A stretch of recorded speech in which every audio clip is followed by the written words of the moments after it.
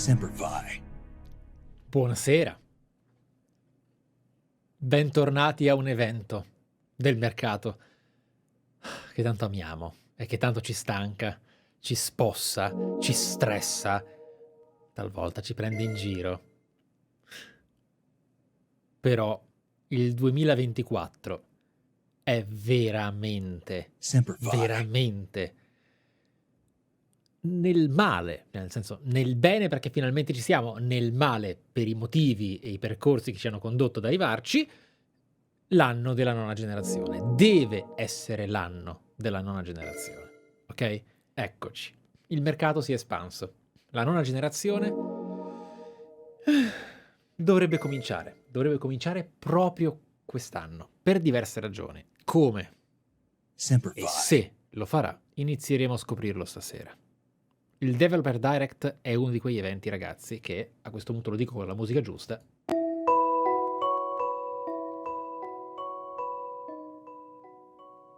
eccoci qua. Fatemi sapere se i volumi sono troppo alti, se riuscite a sentire la mia voce, se la musica è effettivamente a livello opportuno per mischiare le cose. D'accordo? In realtà io ho preso una decisione per questo evento. Avrete notato che per il Developer Direct, scherzi, meme e introduzioni caustiche sulla nona generazione a parte, ho deciso di fare un'anteprima pre-video, pre-reaction di un quarto d'ora, non oltre. Per due ragioni. Da una parte, perché tutto ciò che avrei da dire su questa situazione del 2024 di Xbox e in generale della nona generazione l'ho già fatto per i precedenti eventi. Nulla è cambiato per ora. L'unica cosa che si potrebbe affrontare è un'analisi di Starfield, di come comunque il videogioco di Bethesda è diventato in qualche modo, come Redfall, il punto di riferimento per una crociata contro Xbox, perché gli sviluppi precedenti, anche se non eccezionali o con qualche problema, sono diventati motivo di conferma per alcuni della mala gestione della Microsoft dopo l'acquisizione. Non funziona così, bisogna dare tempo, eccetera, eccetera, eccetera. Questa cosa l'ho già detta nell'effigie delle news, ho già affrontato i discorsi, ho già detto che comunque c'è tanto da dimostrare, c'è tanto da fare. Ora, il mercato videoludico sta prendendo direzioni diverse, completamente a favore di quello che è un'eterogeneità di mercato che non pensiate venga in qualche modo danneggiata da queste acquisizioni, ma il vero motivo non è che mi sarei ripetuto e odio fare contenuti che siano eco del precedente. Per ora è il momento di continuare ad aspettare che le cose abbiano un passo in avanti alle spalle, perché altrimenti si ripete appunto la stessa analisi, ma perché i Developer Direct sono spesso vittima di overhype. È qualcosa che accade da quando esistono gli eventi digitali, da quando l'E3 si è separato in piccoli, ok, autonomi palchi delle diverse aziende, in cui ogni singola comunicazione ci si aspetta sia effettivamente l'E3 per quella determinata major. Non è così, ok?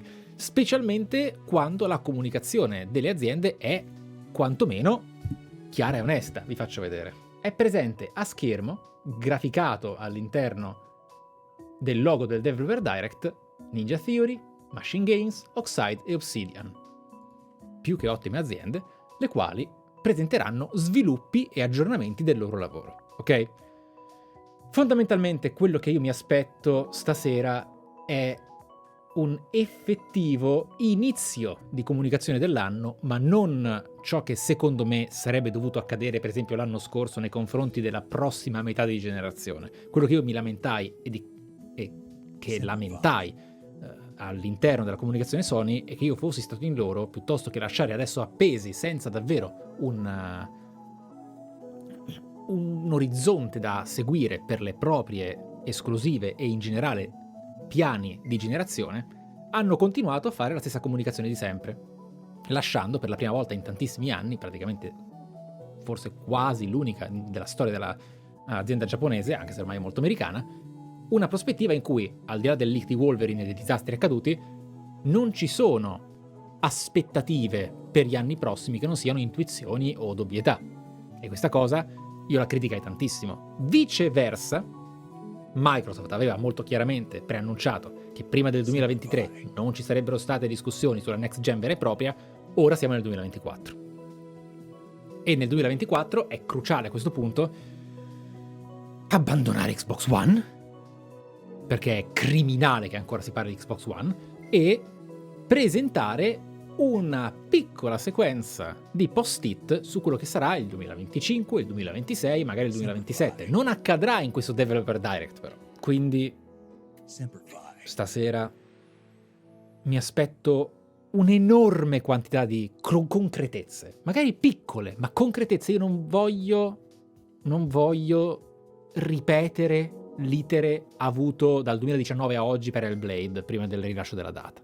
Cioè quello per me è la peggior cosa che puoi fare, la peggiore in assoluto, specialmente di un titolo che già di per sé non ha mai fatto del gameplay la sua forza motrice, ma appunto l'estetica, la grafica, la narrazione, che va bene, me la mostri, ma poi quando altri annunci, come è accaduto con Wolverine al dire di tutto, la bilancia, però abbiamo con Fable, abbiamo con.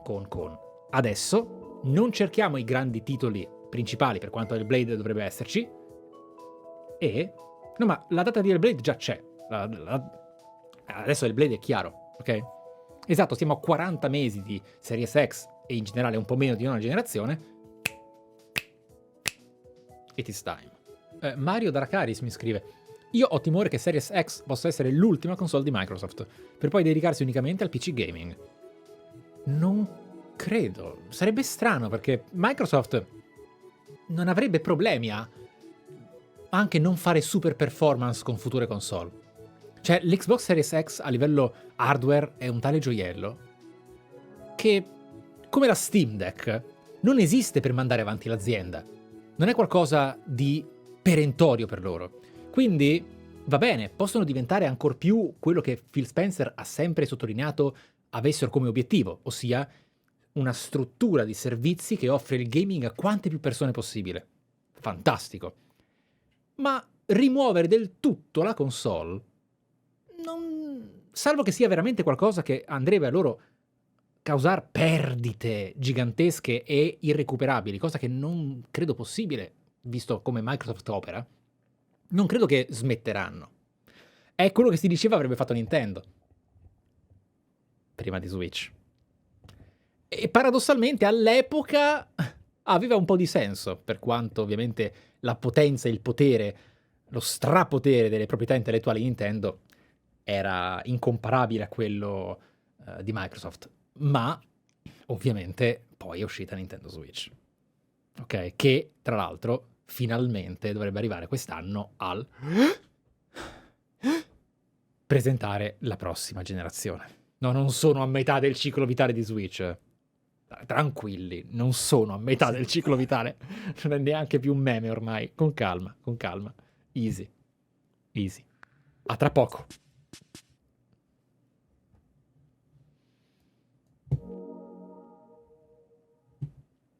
Pronti?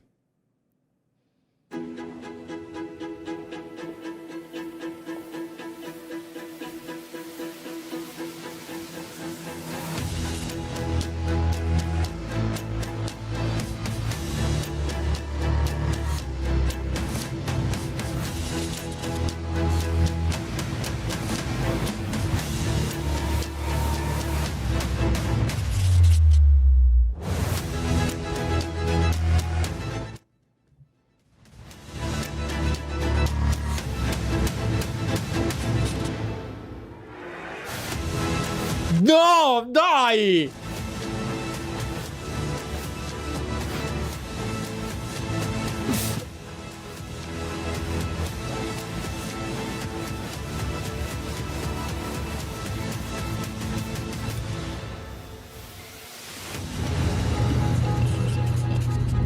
La ruota storta del developer è una di quelle cose da canzone al centro commerciale che non...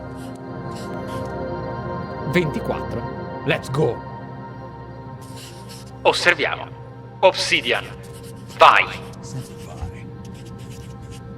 Artisti meravigliosi.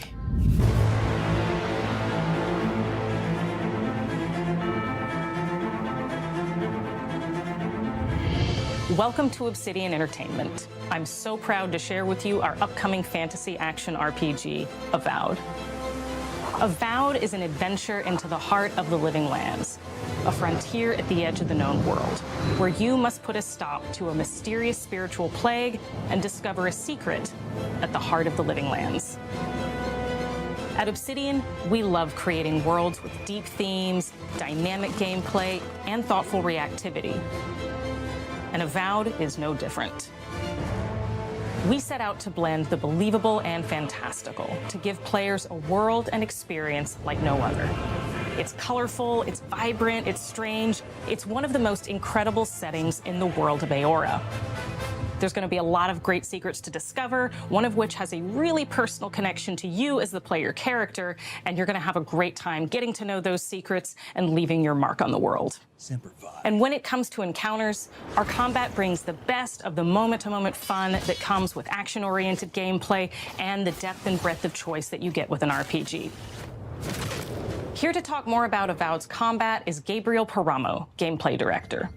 Here at Obsidian, our team's overarching goal is to empower you with choice. So we developed a flexible combat system that allows you to quickly swap from spellcasting and sharpshooting to melee combat. We want to give you the freedom to mix and match your loadout to fit the way you want to play from moment to moment, uninterrupted. For all battles, you can combine a variety of weapons, attacks, and abilities for tactical advantages against a wide range of enemy types. It's not just hacking and slashing. You're making real-time decisions about when to use your abilities, powerful melee attacks, blocks, parries, and special attacks. If you choose to approach combat with a one-handed wand, it feels quick and snappy when dealing damage to enemies at mid-range. Using the Tanglefoot ability, you can stop enemies in their tracks, giving you the opportunity to focus on weaker or tougher combatants in an intentional and controlled manner. It's important to pay attention to the types of enemies you're dealing with. Some units are extremely defensive, some are brutishly difficult, and others you must make sure you prioritize or their healing capabilities will put you in a tough spot.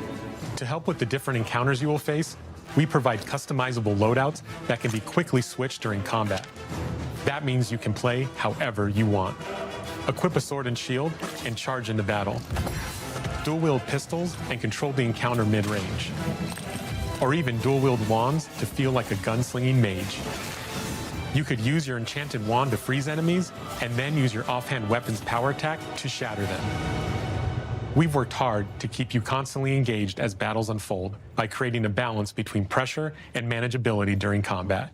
Players will have ample choices for how to build and progress their envoy in the world of the living lands as they get to know the game and the story and explore the many diverse regions. Some quests in Avowed will have you make difficult decisions with profound consequences, like this side quest you may encounter in Shatterscarp, the third region you'll explore on your journey through the living lands.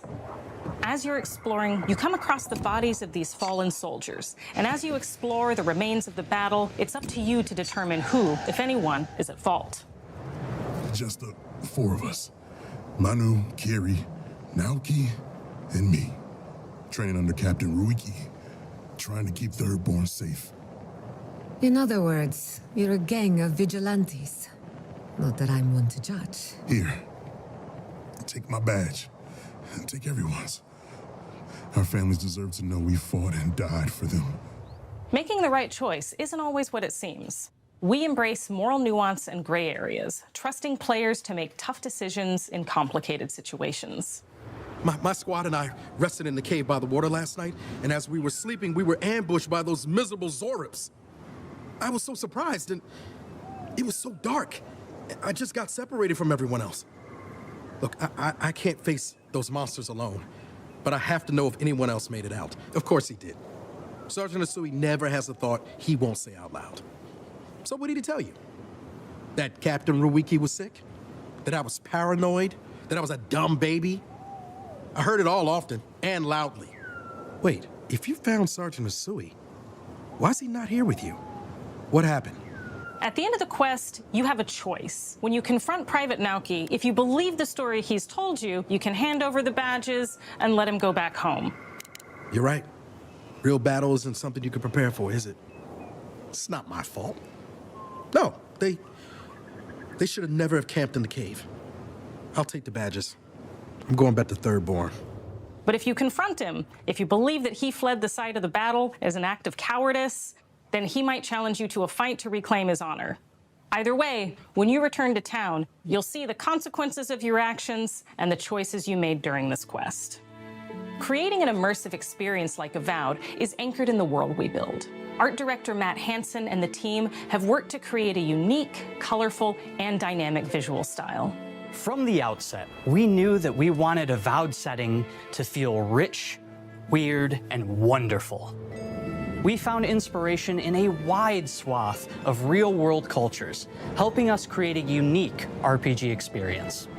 By contrasting the vibrant with the dull, or verdant spaces with sickly ones, we can better deliver complex emotional experiences for our players. The Living Lands is a continent of untamed valleys with widely varied biomes, from luxuriant forests to volcanic wastes, and each of those regions itself is a conflux of storied landscapes. All of the regions have a lot of special things associated with them, but I have a deep place in my heart for Shatterscarp. As you're wandering the wastes of Shatterscarp, you might notice off in the distance a vibrant jewel of color. By transitioning from destitute, muted tones of a wasteland of sand and marching in towards a beautiful oasis, there's the opportunity there for life, for adventure, and even a little danger. We hope you've enjoyed this look at Avowed. We're thrilled to share more about the game in the coming months, and we can't wait for you to explore the Living Lands when Avowed launches this fall.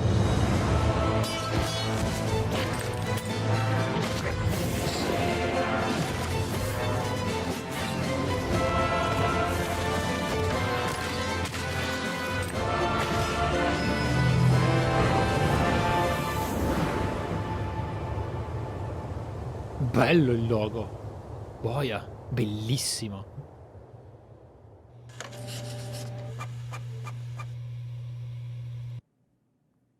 Vi faccio una proposta.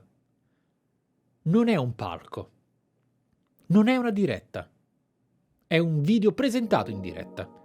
Che ne pensate se proviamo a fare una sorta di cambiamento del modo in cui affronto gli eventi e chiacchieriamo di Avowed prima di andare avanti? Questo videogioco mi ricorda tantissimo Dark Messiah of Might and Magic. Questo ha delle componenti positive e delle componenti negative. Le componenti positive è che indipendentemente dal fatto che possa sembrare molto più lento di come l'hanno venduto, cioè loro hanno parlato di incredibile action sequences dell'action RPG, e in realtà è molto lento, è molto di lettura, è molto di strategia e reazione e test della propria build, e anche a quanto abbiamo capito vediamo quanto profondo sia il cambio di loadout e così via. Quindi è tattico, esattamente, sembra lento per essere tattico perché non c'è bisogno di quel tipo di frenesia che altri generi o altri RPG hanno deciso di includere nel loro game design e combat system. È lento ma anche molto personalizzabile, è molto vario nelle possibilità che offre al giocatore come genere richiede e come Obsidian è tendenzialmente capace di realizzare. E questo ricorda anche molto, per estetica, ritmo e possibilità di libertà di controllo, Dark Messiah of Might and Magic. L'unico vero problema di questo mio riferimento, di questo mio parallelo, è che Dark Messiah è veramente un gioco di tanti anni fa. Ormai è un videogioco anziano, è un videogioco di cui appunto molti non conoscevano l'esistenza e che invito ovviamente a recuperare. Ma è comunque qualcosa che porta alla domanda sulla next gen lato game design. Ok? È qualcosa che nel 2024 ti fa riflettere a modo tuo sul ho capito, però è molto simile a Dark Messiah. Li facciamo dei passi in avanti nei confronti di quello che potrebbe essere il medium del genere? Eccetera, eccetera, eccetera. Questo è l'unico vero dispiacere che ho, perché comunque si sente anacronismo, si sente a modo suo anche il rischio di fare un videogioco così complesso, così denso, con delle idee di game design abbastanza nuove da mettere in rischio l'intera infrastruttura, che potrebbe crollare e quindi far fallire. Ok? Sotto questo punto di vista abbiamo un pro e un contro, perché comunque si sta parlando davvero di un ottimo punto di riferimento e Obsidian sono dei creativi dal talento inconfutabile. E per quanto il montatore della loro sezione sia un criminale perché ha action sequences ha messo Fallout, quindi non ha proprio scelto il termine di paragone giusto. A me Avowed fa venire, non dico i peli dritti, decisamente no, non ho quel tipo di fiducia nei confronti del gioco che è stato presentato, ma io amo il genere e ho adorato ciò che ho visto.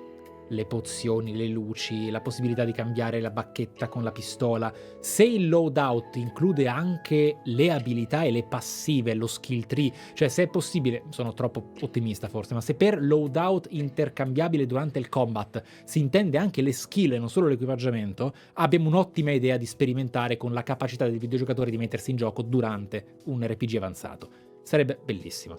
Quindi potrebbe risultare essere un RPG molto valido ma vetusto, è corretto ciò che state asserendo in chat. Potrebbe essere a modo suo un po' obsoleto in alcune meccaniche rispetto a ciò che si potrebbe sperare di vedere nel nostro futuro, ma un videogioco che dalle mani di Obsidian probabilmente è una bella bombetta, quindi incrociamo le dita assolutamente. Però quello che veramente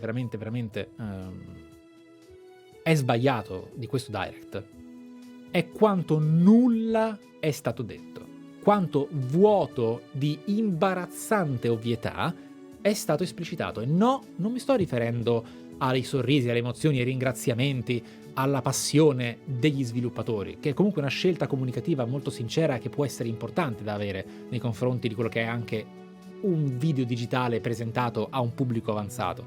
Il vero problema è l'assoluta nullità di dirmi parole con un contenuto che è vecchio molto più di quanto si possa criticare. Quel videogioco mi sembra già uscito vecchio. No, quando mi fai un intero esempio di side quest RPG dicendomi noi in questo RPG abbiamo visto che per esempio potreste trovarvi dinanzi a delle scelte grigie, volete vedere per cosa abbiamo creato per fare un singolo test? Guardate, in questa quest ci sono dei cadaveri, dovrete scoprire cosa è successo, potreste rispondere in maniera negativa a questo NPC oppure positiva. Porca puttana! Ma cosa vuol dire? Che di Avowed mi parli così? Cioè così mi parli di Avowed? Ma è la roba più banale, ovvia, scontata, già vista e patetica da esprimere con quella figata. Ma è la base del GDR, non è noi ci avventureremo verso le zone grigie. Oh bro, è il 2024, non è il 2004, ok? Che lì, guarda un po', sfidi la sorte. Cioè, quella roba lì mi ha veramente detto, ma scusate, ma stiamo facendo l'esempio di una quest per presentare Avowed ed è la quest generica fetch in cui trovi le targhette, le porti all'NPC e decidi se è un bugiardo o un onesto? Ragazzi miei, amici, potevate trovare un esempio migliore per presentare il vostro prossimo progetto next gen. Quindi ok, lì mi ha fatto un secondo sobbalzare. Per quanto chiaramente non si stia parlando di qualcosa che vuole farci discutere di ciò che sarà il futuro del videogioco, è bellissimo da vedere. L'art direction è stupenda, gli ambienti deliziosi, la grafica mi è piaciuta da pazzi perché è pongosa ma pulita, non è ridotta e imperfetta, quindi pastellosa. No, è proprio uno stile, si vede che è uno stile. Quindi mi ha ricordato un po' Dark Messiah, un po' Guild Wars, è colorata e secondo me nel momento nel quale scopriamo la profondità di quello che spero sia il livello di personalizzazione del personaggio, chissà quanto si può costruire, chissà quali abilità si possono combinare, chissà cosa ci verrà voglia di fare. Il problema è che questa roba qua mi manda i pazzi nel 2024 da parte anche di un'azienda che comunica così bene come Microsoft nei suoi direct. Ma cosa io me lo ricordo a memoria cosa dicono qua. Me lo ricordo a memoria perché ho detto, tra me e me, per quello volevo parlarne subito perché stavo fumando, ma che cazzo stai dicendo? Non è la pubblicità su Italia 1, non è Giochi Preziosi, ma che discorso è questo? Ma c'era un momento in cui ti faceva proprio il discorso come se tu fossi un bambino e puoi fare gli attacchi pesanti, fortissimi e quelli veloci. Ho capito, ma questa è una cosa mia che dopo tanti anni comincio a pensare, va bene il PR Talk, ma lo facciamo un passino in avanti? Cioè, dai, puoi dirlo più velocemente, puoi dirlo in maniera un pochino più... Ma queste sono cose sul direct, non sul videogioco, ovviamente. Perfetto. Detto ciò, il mio interesse su di lui è praticamente in top 3 release Microsoft dei prossimi anni, perché sono ovviamente interessatissimo e Obsidian sono dei mostri.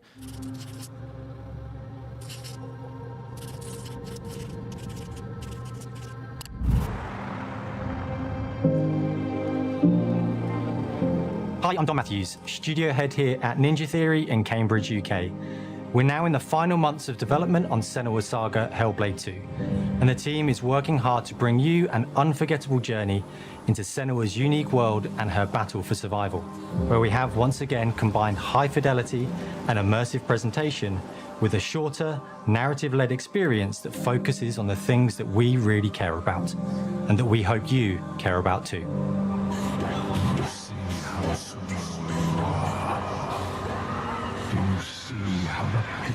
World stamps you down. Senua is back with a new quest. She wants to stop the Vikings who raided her village right at their source, in Iceland. But not just her quest has changed.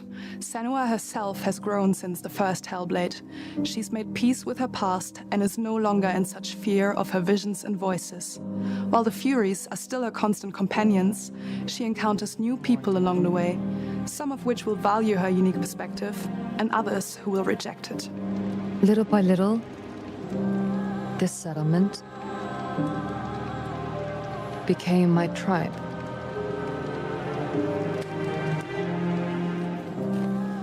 In the game, Senua arrives in 10th century Iceland on the trail of the Vikings who have been enslaving her people. In the story, we're trying to be as faithful to history as we can up to a point, establishing a solid framework and then building more surreal elements on top. Senua will face up to giants who have plunged the land into chaos, and which in turn has seen the rise of the Droiga, a violent threat that has swept through the settlements that she'll discover. Senua will make new enemies and also new allies who will come to see her unique perspective as a beacon of hope. And she'll discover, along with us, how this viewpoint can have its advantages.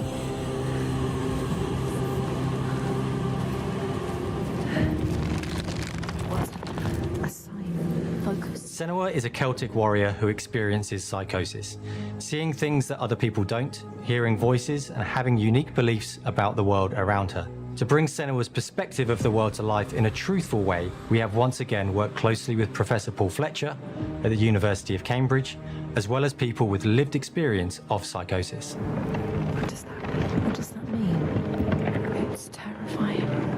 Players will find themselves traversing beautiful and hostile environments, seeking answers from patterns and signs that Senua sees in her own unique way, and battling through encounters with enemies that will push Senua to her limits.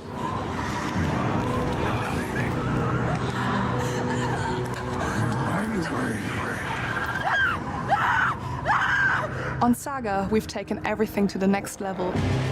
With a new motion capture space, a bigger stage team, a stunt crew, and a new cast. We spent a lot of time planning the motion capture shoots, thinking of what events would be good to bring into this fight. Like, how can we make this fight feel different from the previous fight? We have all new combat for the sequel. One of our key goals was the ability to actually tell a story throughout it. It does feel very different from the first game, but it's very brutal and you're very invested in it. Senua isn't a superhero. She's fighting for survival, and we want the player to feel her struggle in every step of her journey. We want the player to always feel like they just scraped through, just survived it. Mel knows Senua better than anyone, better than I do. Her instincts are amazing, and she really doesn't need much help from me. On stage, our main focus is storytelling. So I get to watch the actors and see all the beautiful expressions on their faces. And then I have to wait a little while, and then I get to see that all again, in-game, in costume, on location, everything. It's a great experience, a great process. Every discipline in the studio is unified in achieving a deep level of immersion to help suspend your disbelief and pull you into Senua's story. We were lucky enough to do a few reference gathering trips in Iceland. You have to be there. The sense of scale, everything is incredible. And you see a scene or you see a small section of the game and you're like, yeah, that works, that's amazing. Senua experiences reality differently. and a part of this manifests in the voices he hears. She will collapse. She will collapse. These voices come to life through binaural audio, which provides a good representation of this type of auditory hallucinations. As we focus in immersion, binaural audio is perfect for this because through headphones, you surround yourself in a three-dimensional space. In the first game, we only applied to the voices that Senua listens in her head.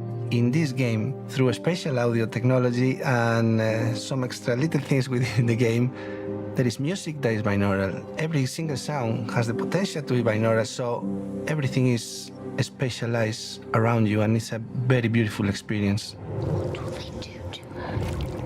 What will we do to us? Music is a strange language in the sense that it speaks to our emotions fast and deep.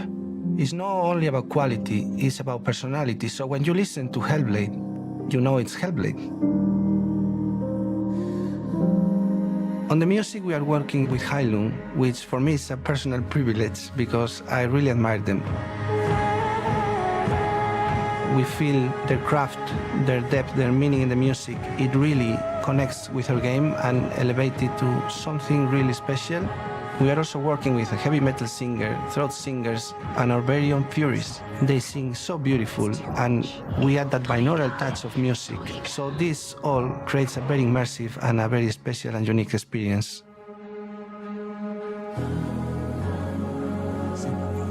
Our mission here at Ninja Theory is to craft life-changing art with game-changing tech. And that's our aim in Senua Saga Hellblade 2, is to not only see where Senua goes next, but to deliver something really meaningful for our players. My hope is that they will really connect to Senua as a character, and even if they can't really relate to what she's going through, maybe they know someone that relates to that character and they can then understand that person better. Well, I don't want to sound cheesy, but in a way I'm Senua, right? She exists and doesn't. It exists through all of our work, through every ninja. So we all are Senua, and we are creating this character that grows and grows and grows and grows and keep growing and keep changing. So that makes it real. I'm so proud of the love, care, and passion our team here at Ninja Theory are putting into Senua Saga Hellblade 2. Our hope is to not only create a game that is great to play, but to craft an experience that leaves you thinking and feeling. From our combat gameplay through to our action set pieces, from our cinematic scenes to our puzzle solving, everything is crafted in service of Senua's journey, a journey that you can embark on May 21st.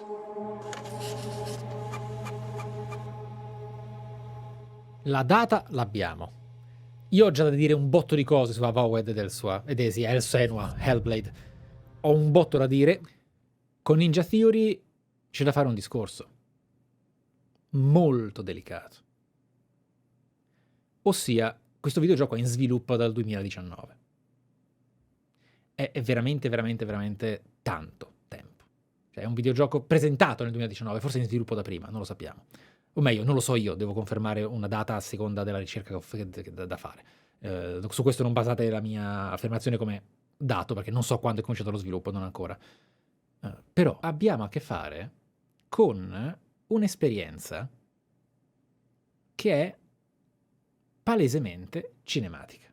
Tutto si baserà sul potere narrativo della loro opera. Stiamo parlando di un walking simulator con un combat system rudimentale, anche se non l'hanno mostrato pad alla mano, sappiamo già che sarà ovviamente similmente al primo rudimentale, e con interazione principalmente mentale col giocatore. Praticamente il meglio a cui possono ambire è creare un'opera stravolgente, come magari è stata per il genere The Remains of Edith Finch. Ok?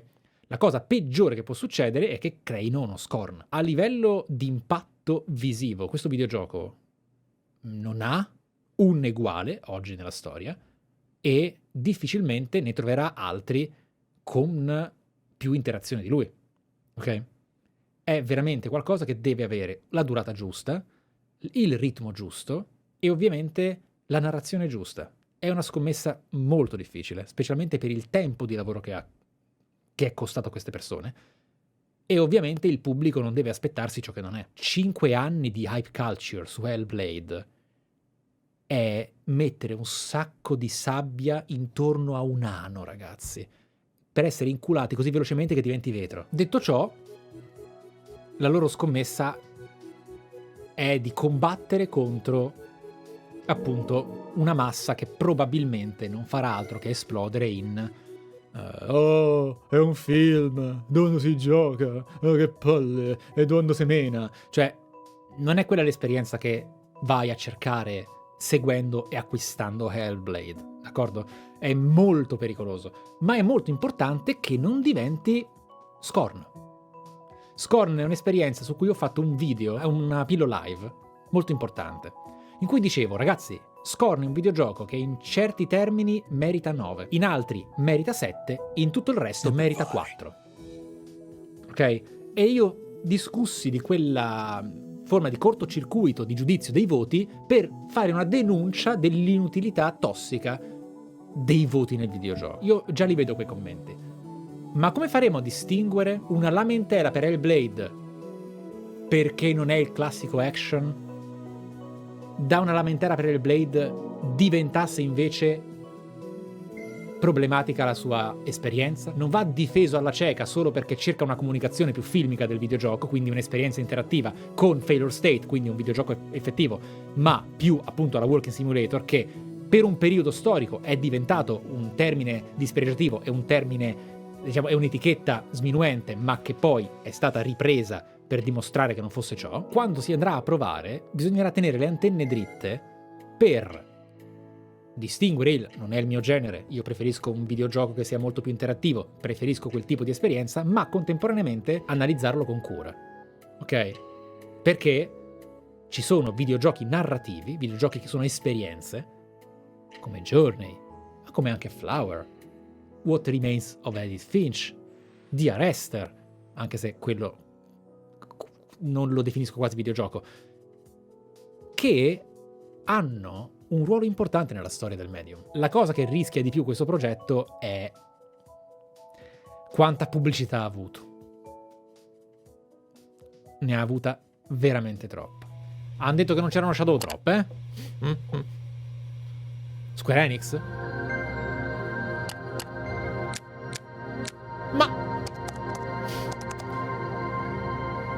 Mana! Oh.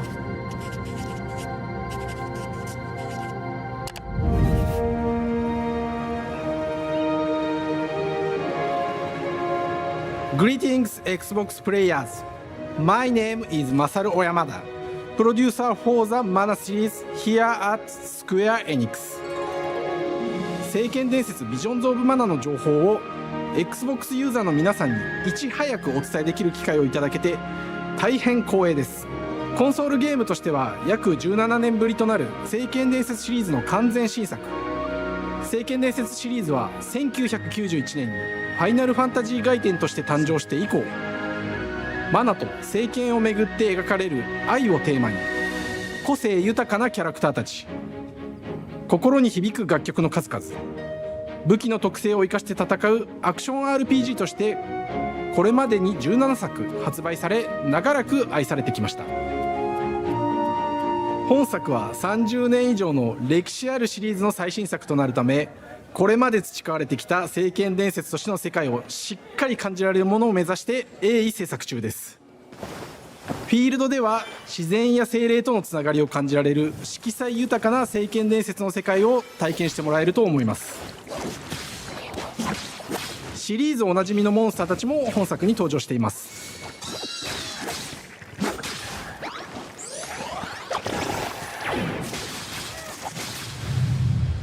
今回これらのおなじみのモンスターたちを作り出した聖剣伝説の生みの親である石井光一さんとともに、聖剣伝説ビジョンズ・オブ・マナの内容を紹介していきたいと思います。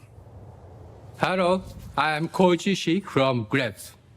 I am so happy to introduce the newest game in the Mana series to Xbox players.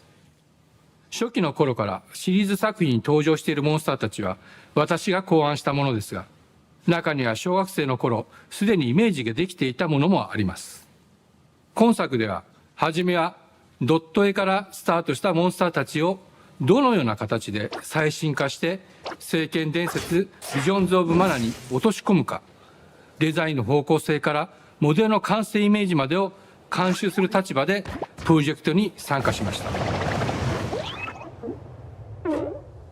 聖剣伝説ファイナルファンタジー外伝を作っていた頃から自分の頭の中ではモンスターたちは立体的に生き生きと動いて、これまで自分が携わった作品ではそれらをどうやって当時の技術で表現できるかにこだわって作ってきました。最新作では聖剣伝説のモンスターたちのただ可愛いだけではなく恐ろしさの部分もしっかりと表現できているので、バトル中はモンスターたちの表情にも注目してください。これまで聖剣伝説シリーズには空を旅する、海を渡る手助けをしてくれる頼もしい仲間たちがいましたが、今作には広大なフィールド探検に欠かせない新たな仲間が登場します。陸上を猛スピードで駆け回ってくれるピックルも石井さんが新たに考案してくださっています。新たな仲間を考えるにあたっては、今作のマスコットキャラクターになるくらい可愛い動物にしたいという漠然とした思いがありました。その上でヨークシャテリアの毛並み、見た目はアルマジルによく似た仙山港や古代エジプト神のアヌビスの子供といった具体的なイメージが浮かんできて、それぞれの特徴を取り入れながらラフデザインを書き起こしました。デザイナーにもアイデアを出してもらいながら、足の長さや丸まった時のイメージなどゲームの中での見え方も考えながら調整を重ねていき、ピックルは誕生しました。もう一つの挑戦は楽曲面です。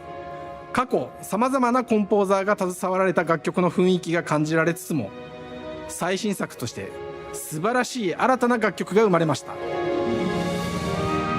BGM でもしっかり聖剣伝説シリーズらしさを感じてもらえると思います。過去シリーズの楽曲を手掛けたクリエイターたちが全100曲という大ボリュームの制作に挑んでくれました。新たな試みとしてフィールドの探索からバトルまでをシームレスに体験できるよう、今作ではインタラクティブミュージックを導入しており、冒険の没入感を高めてくれます。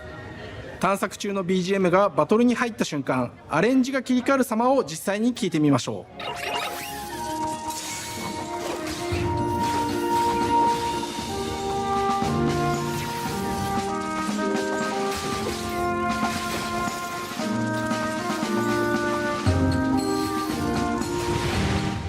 今作はアクション RPG 聖剣伝説のアクション部分が強化されています。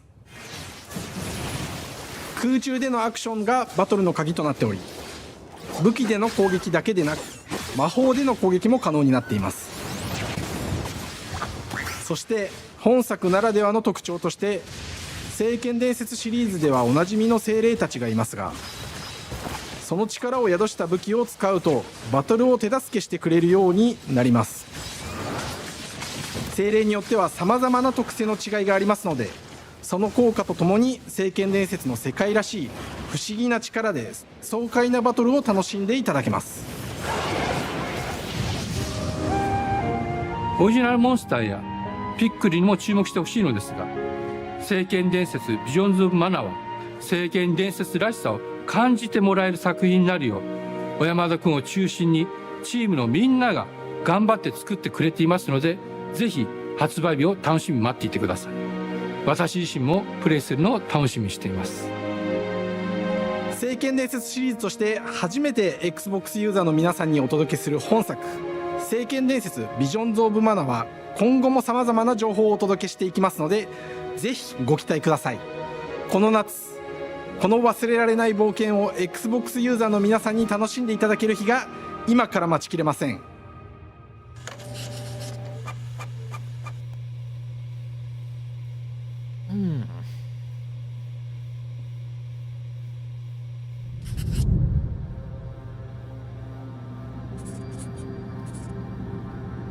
Qua ci sarà un po' meno da dire, ma ne parliamo. C'è veramente poco da dire. Da una parte, a livello di Direct, usarlo come sorpresa non è stata una mossa geniale, perché un titolo di nicchia, di un franchise che in Occidente ha avuto un successo moderato, ed è un sequel super comfort zone che semplicemente è un rientro classico in quell'universo di gameplay old school con un leggero inserimento di velocità. Se sei appassionato del franchise è delizioso, ma lascia il tempo che trova nel modo in cui lo avete presentato come sorpresa, da dire ragazzi, one more thing, no? Il Giappone tende a farlo a volte in maniera incredibilmente piatta e noiosa, quindi rimanere in un genere senza andare a svilupparne un sequel con il coraggio di evolvere la meccanica e la struttura.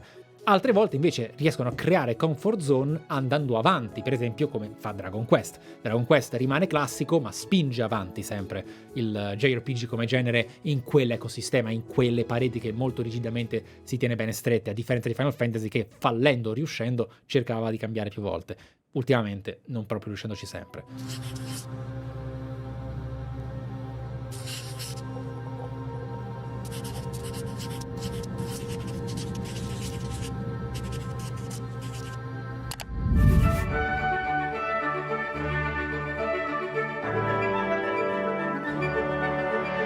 Hello, and welcome to Oxide Games. We founded the studio in 2013 with our decades of personal experience building some of the most beloved strategy games of all time, like Civilization V. We came together to create something new and innovative in a genre we all love. Our History Untold is the game we've dreamt of making. Ara is an homage to historical gamers, strategy gamers, 4X gamers. It features all the depth and gameplay fans of this genre love, where you'll explore the world, expand your nation, govern your people, and engage with your rivals on the international stage. But it isn't just more of the same. With Ara, we wanted to challenge some of the preconceived notions about the genre, push it forward in a modern, empowering, and truly compelling and approachable way. Okay. For example, we have over 100 instruments on display in the office, which are all things that we purchased in order to add to the soundtrack and expand the game and make it really good.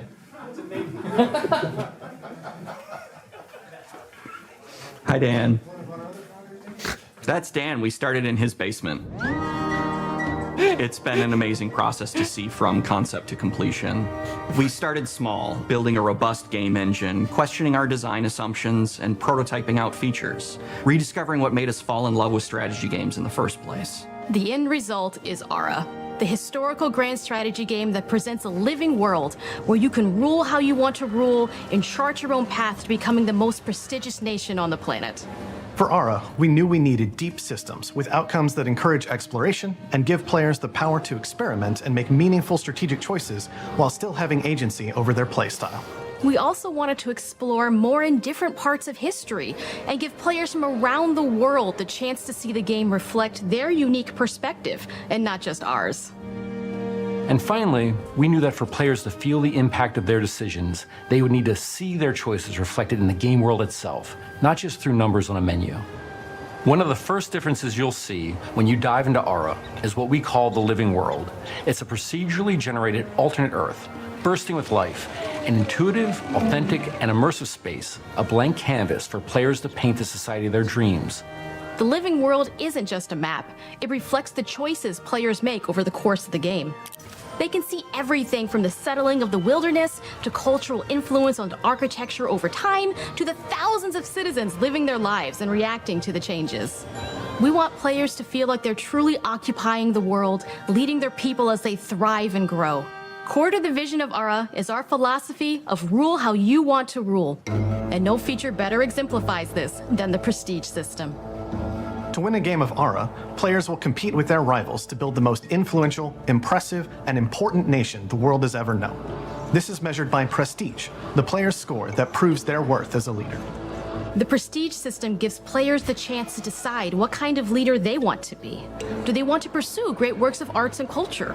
Military might? Scientific advancement? The choice is theirs. In Ara, there are no set victory conditions. Players get to decide what is most important to them and focus and prioritize on those goals while still being able to win the game. Personally, when I play Ara, I like to build triumphs. Triumphs are our collection of incredible monuments and architectural achievements from throughout human history. Like the Great Pyramid of Giza.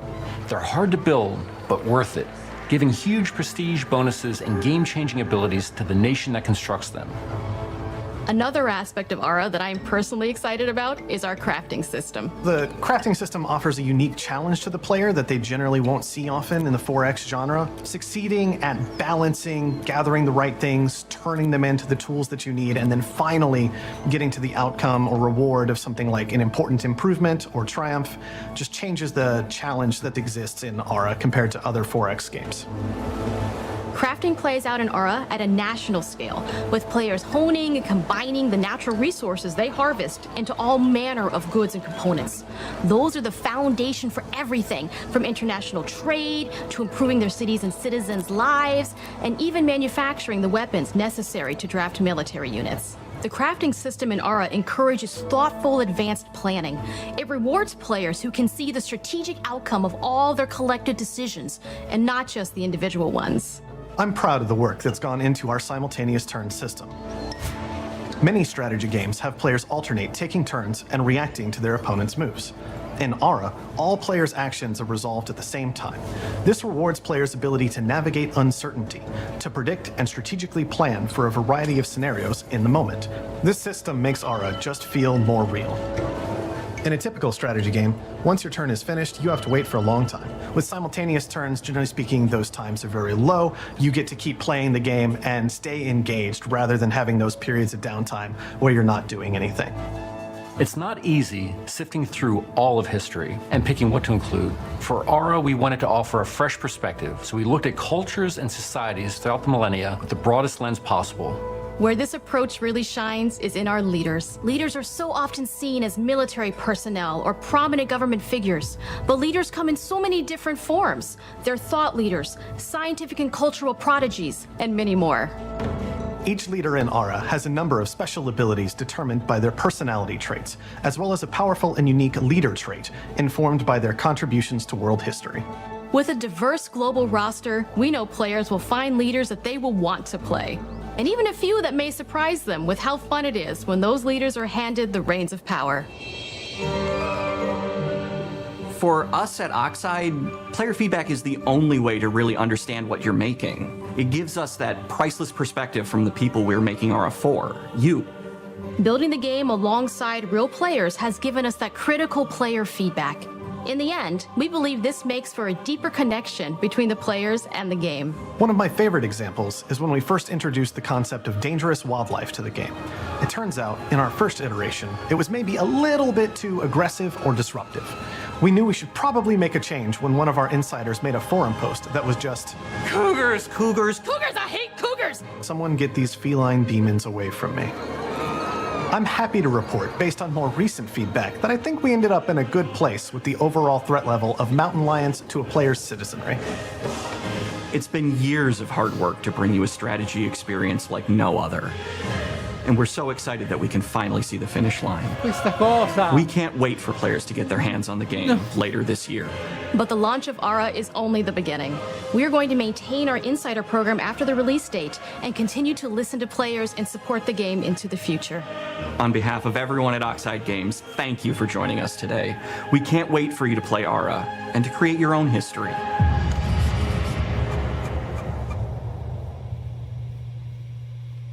Tutto quest'anno comunque.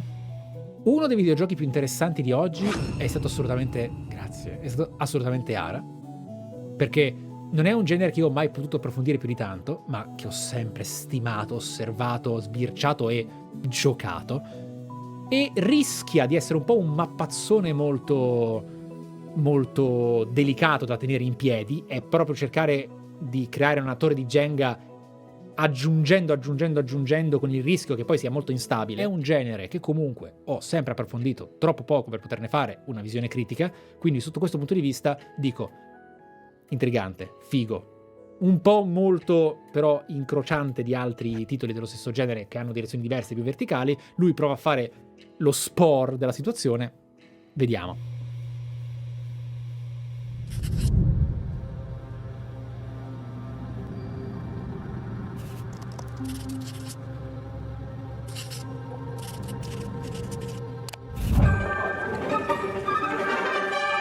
Hej och välkommen till Uppsala, Sverige, här hos MachineGames.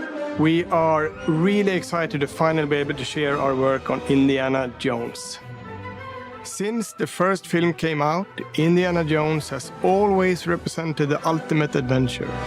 Even today, it's one of the most iconic franchises in pop culture.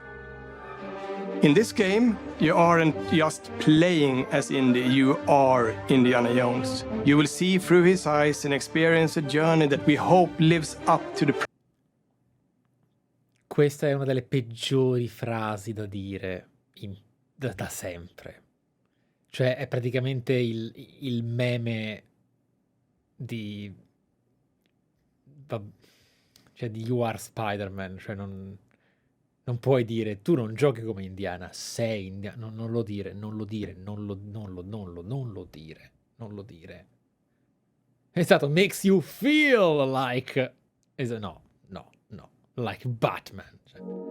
Proud legacy of Indiana Jones. When Todd Howard first told us about his vision for the game, we knew we would be a very good fit to help bring it to life.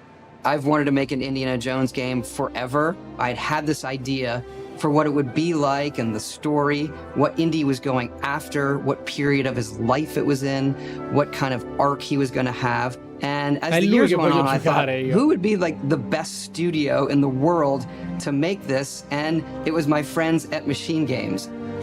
I can remember pitching Lucasfilm on the game and being, a little bit nervous because, look, it's, Indiana Jones, and their response was just overwhelmingly positive, and just that excitement has bled through the whole project, and they have just been so trusting and supportive of everything that we want to do with the game. It's been a long time. I've been a fan of this my whole life, and I couldn't be more excited to show you what the team here has been up to. Let's take our first look at the new Indiana Jones game. Let me tell you what you are missing, Dr. Jones. While you were playing your pointless game, I was playing you. You're wondering if maybe you should have built yourself a life of meaning instead of ending up here, dead and forgotten in the sense of Africa.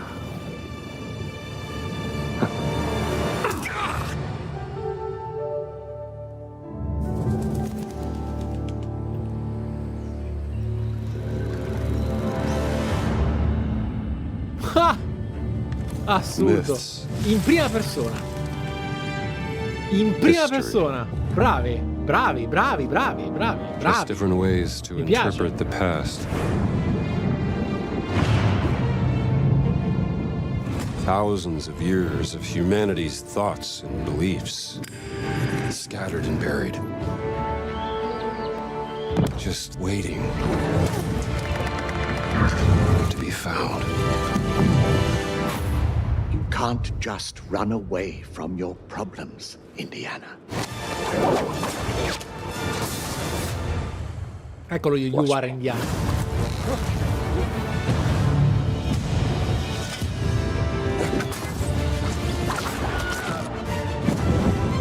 Throughout history, mankind has built sites of great spiritual significance. If you were to draw a line through these ancient sites around the globe, you get a perfectly aligned circle.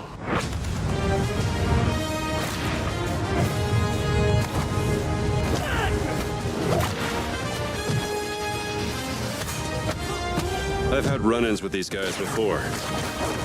Trust me, it ain't a walk in the park. Okay, then. Let's see if you can keep up. What do you mean if I could keep up?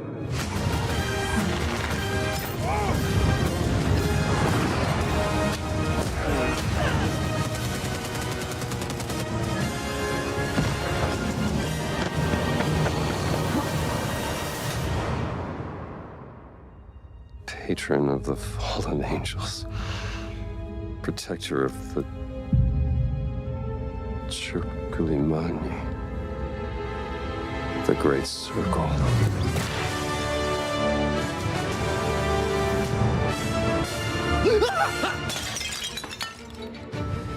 You have any idea how old that was?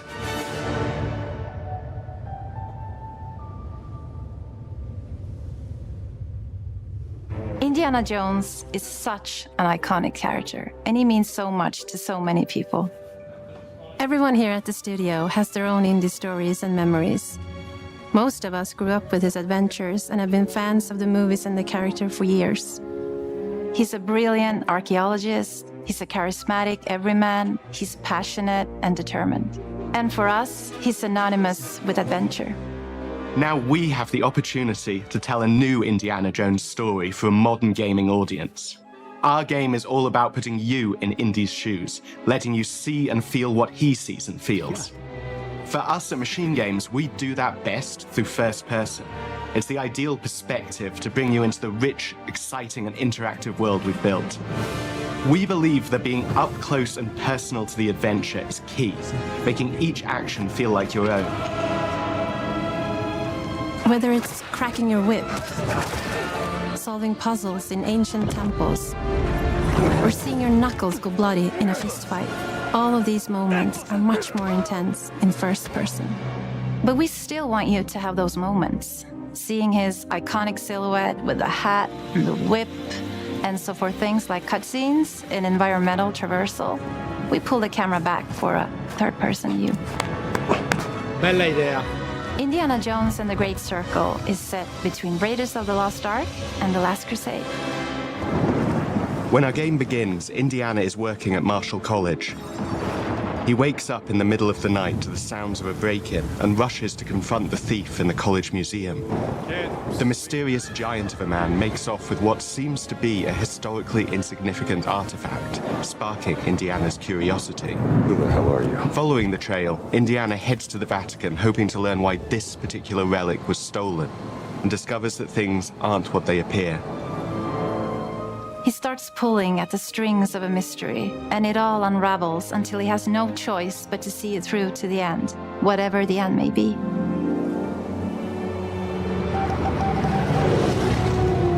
On next plane to Rome. Stop. Need help. Stop. Meet me in Vatican. Stop. Indy. We always talk about how clever Indiana Jones is. That had to be one of our guiding principles when we were thinking about the type of game we were making. It wouldn't be Indy if he wasn't using his wits to get through the situation. The most authentic Indiana Jones experience we can make is the one that makes you think first. Sure, there will be some obstacles that will be more easily overcome with the revolver or a gun taken from a disarmed guard. But I think most of the time you'll have more fun and, to be honest, a more genuine indie experience by finding more clever ways to solve a problem. We always want to be offering more solutions, whether it's trying a different path through the environment to get around enemies, observing enemy patrols and using them to your advantage, or using the tools at your disposal, like the whip. It's an amazing global adventure with action propelling you through your journey. We have these really diverse environments for you to explore. Indy's journey will take him to the forgotten temples of Sukhothai, the pyramids of Egypt, the snow-peaked Himalayas, and beyond. We look carefully at each location and the time period the game is set in, and we're trying to make it as authentic and accurate as possible. We love creating rich, vibrant worlds, and in this game, we also had the goal of making it feel like a true cinematic Indiana Jones adventure. One of the biggest ways to do that is with the music. John Williams is the original composer for the Indy films, and we're really lucky to have found Gordy Hub, a composer who's been able to capture Williams' essence with his score for The Great Circle.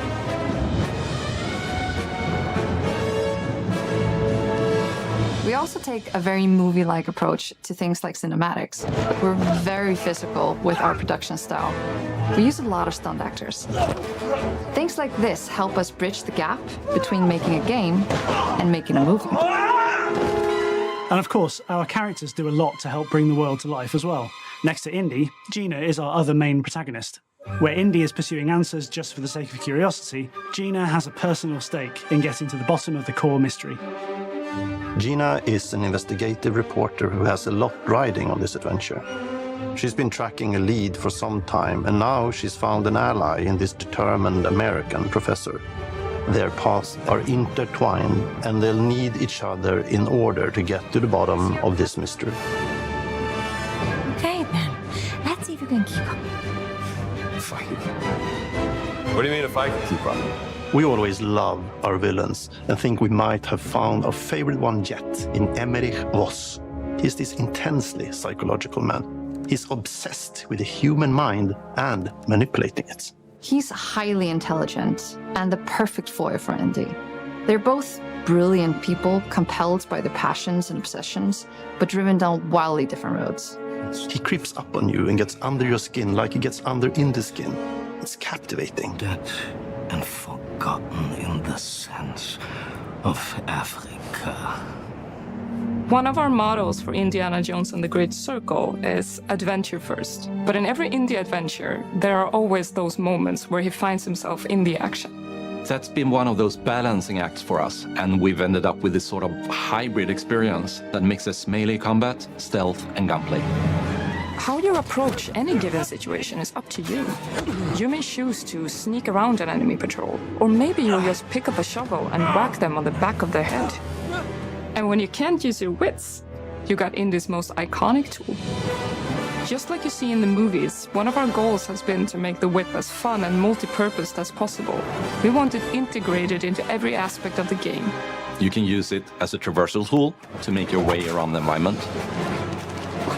You can use it as a distraction. And yes, you can absolutely use it in combat. Everything you'd expect from Indy's whip, and hopefully a little bit more. Puzzles are a key feature in our game. The spirit of discovery is so important to Indiana Jones.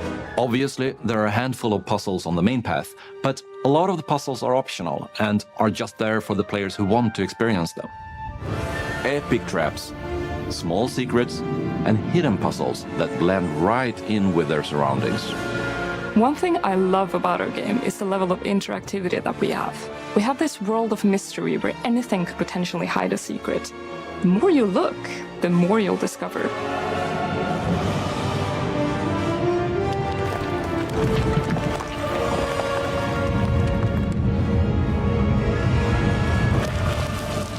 Oh, you gotta be kidding me. I want to thank you all for joining us for our big reveal of Indiana Jones and the Great Circle. MachineGames is known for creating these rollercoaster experiences with huge set pieces, surprising twists, and immersive narratives. It's exciting for us that we have been able to stay so true to the Indiana Jones franchise and create such an authentic experience while still being able to showcase what makes us us. We are making a game for everyone, whether you are very familiar with the franchise or not. Because at the heart of Indiana Jones is an incredible adventure, and I think that's something everyone wants to be part of. I'm also very excited to announce that Indiana Jones and the Great Circle will be coming later this year, and we cannot wait to share more soon.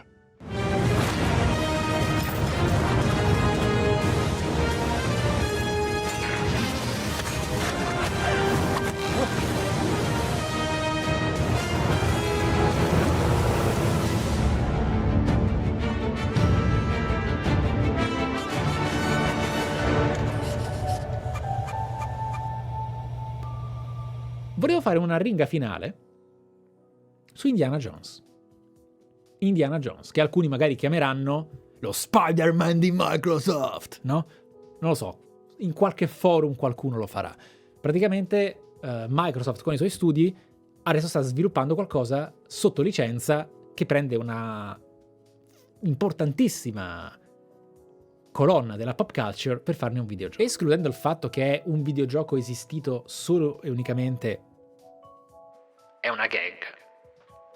Solo e unicamente perché Todd Howard voleva giocarlo e ha detto posso permettermelo. Perché per come ha raccontato, fondamentalmente è andato lì, io vorrei tanto un gioco di Indiana Jones. Non lo possiamo fare, no, cioè perché è stato incredibile, cioè il sogno di chiunque, come andare da Kojima e dirgli senti ma il capitolo 3 per favore, no? Ecco, di primo acchito, nei primi 2-3 minuti di presentazione avevi il nodo alla gola, non dico da conato, ma da rigetto non offensivo, ma da non gli do 2 lire, merda, un altro gioco così, ma perché? Perché? Non dicono niente, è troppo tardi per giochi così, oddio. Quinto, sesto, settimo, ottavo minuto, dicevi merda. Cioè, bravi, sia nel come ne parlavano, sia di cosa effettivamente mostravano. Anche a livello di parole, anche a livello di comunicazione, non ci sono state quelle lungaggini prolisse che ho sentito pesanti a livello caratteriale e professionale nella precedente parte del Direct. Questo videogioco, più degli Arkham, più di Spider-Man, più di quanto abbia mai visto accadere in un tie-in di questa... non è un tie-in.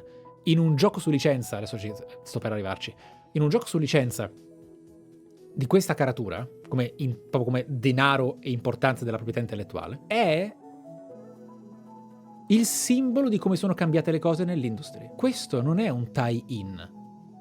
Questo è un capitolo di Indiana Jones unicamente videoludico, con lo stesso format di logo dei film. È il contrario di ciò che succedeva negli anni 90 e nei primi del 2000. Il videogioco la sta veramente mettendo bene a quello che era un tempo il bilanciere del mercato. Ti correggo, Mike, nei videogiochi di Indiana Jones era già successo. Dai? Con quale titolo? Quindi ci sono videogiochi canonici di Indiana Jones con quel logo che si infilano nella timeline. Bellissimo. E hanno mantenuto allora modernamente un effettivo capovolgimento di rapporto cinema-videogioco che ormai accade tranquillamente da 15 anni. È vero, no, Star Wars ok, ma Star Wars è un'altra cosa.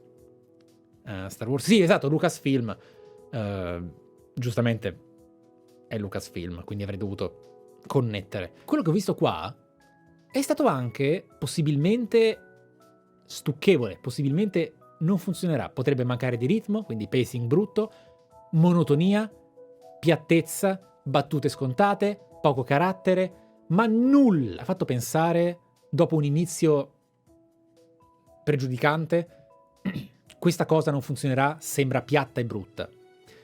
Anzi, perché prende anche un po' di Dishonored, cioè un pochino di Dishonored lo prende, e il fatto che i puzzle siano opzionali,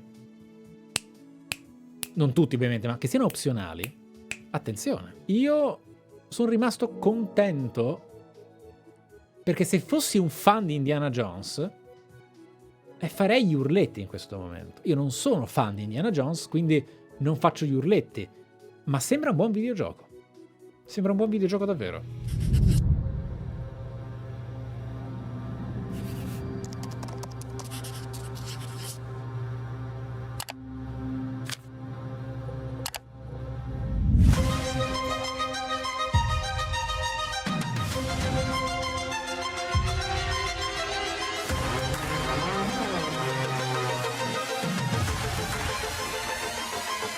Take one? Is it animals, children, and game developers? Our mission here at Ninja Theory is to craft life-changing art with game-changing tech. Core to the vision of Ara is our philosophy of rule how you want to rule. Stay happy! Creating an immersive experience like Avowed is anchored in the world we build. You aren't just playing as Indy, you are Indiana Jones. My name is Masaru Oyamada. 今作はアクション RPG 聖剣伝説のアクション部分が強化されています。